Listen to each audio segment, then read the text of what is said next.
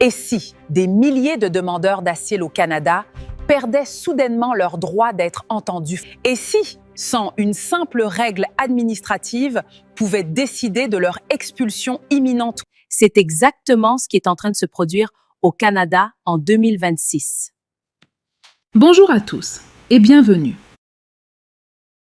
Aujourd'hui, nous allons analyser une décision majeure du gouvernement canadien, une décision qui pourrait bouleverser la vie de dizaines de milliers de personnes.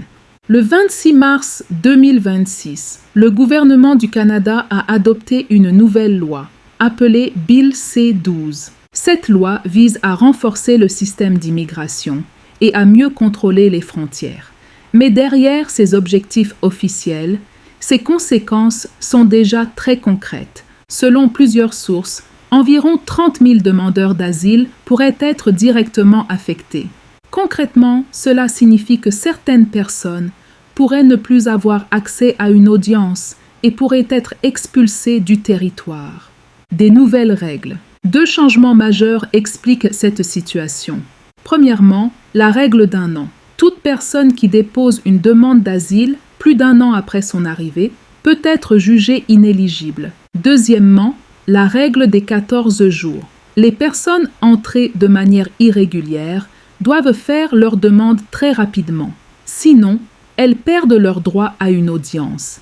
Et ce qui inquiète encore plus, c'est que ces règles s'appliquent de façon rétroactive, jusqu'en 2020. Déjà, des milliers de personnes reçoivent des lettres officielles. Ces lettres, appelées lettres d'équité procédurale, leur indiquent que leur dossier pourrait être rejeté. Et souvent, elles n'ont que quelques semaines pour répondre. Sur le terrain, les réactions sont fortes. Des avocats parlent de panique, de confusion et d'un profond sentiment d'injustice. Certains experts craignent que ces mesures limitent l'accès à une procédure équitable, surtout pour les personnes les plus vulnérables. Il existe bien une alternative appelée évaluation des risques avant renvoi. Mais cette procédure est plus limitée et n'offre pas les mêmes garanties qu'une audience complète. Pourquoi le gouvernement prend-il ces mesures? Officiellement, il s'agit de faire face à l'augmentation des demandes d'asile et de rendre le système plus rapide et plus efficace.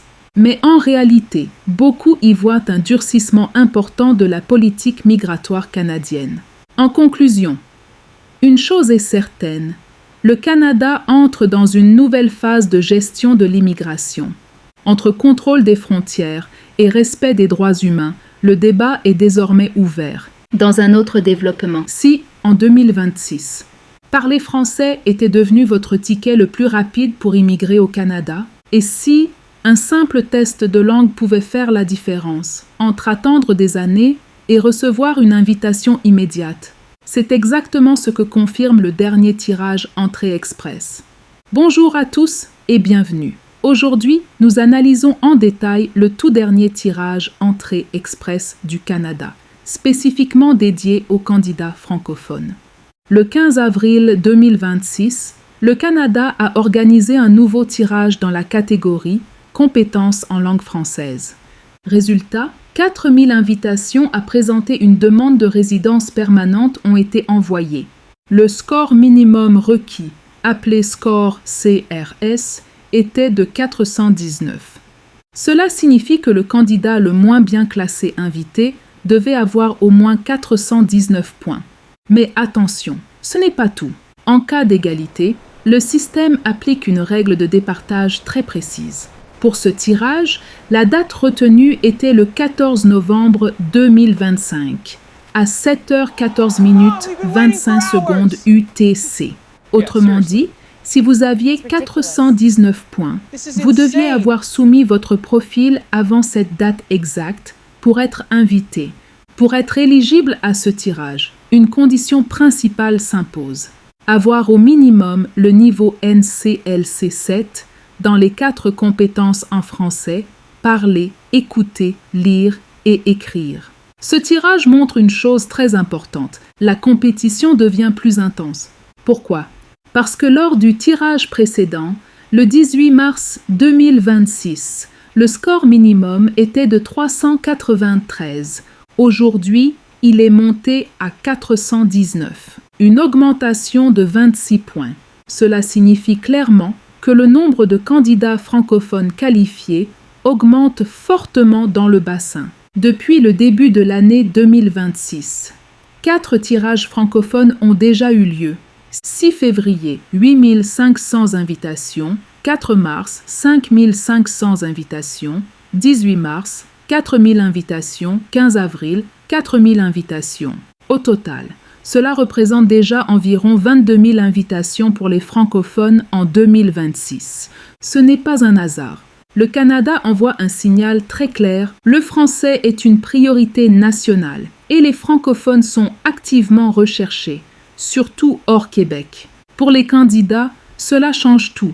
Même avec un score CRS moyen, le français peut faire la différence. Les experts recommandent d'améliorer ses scores dans les 4 compétences, de maintenir son profil à jour et de ne pas ignorer cette catégorie. Car un simple détail peut suffire à obtenir une invitation. Ce tirage confirme une tendance majeure. Le système entrée express devient de plus en plus ciblé. Et aujourd'hui, le français est l'un des avantages les plus puissants dans ce système. En 2026, parler français, ce n'est plus seulement une compétence linguistique, c'est une stratégie d'immigration. Et vous, pensez-vous que le français est désormais la voie la plus simple pour immigrer au Canada? Dites-moi votre avis dans les commentaires. Merci d'avoir suivi cette analyse complète. Abonnez-vous pour plus d'actualités sur l'immigration au Canada et à très bientôt.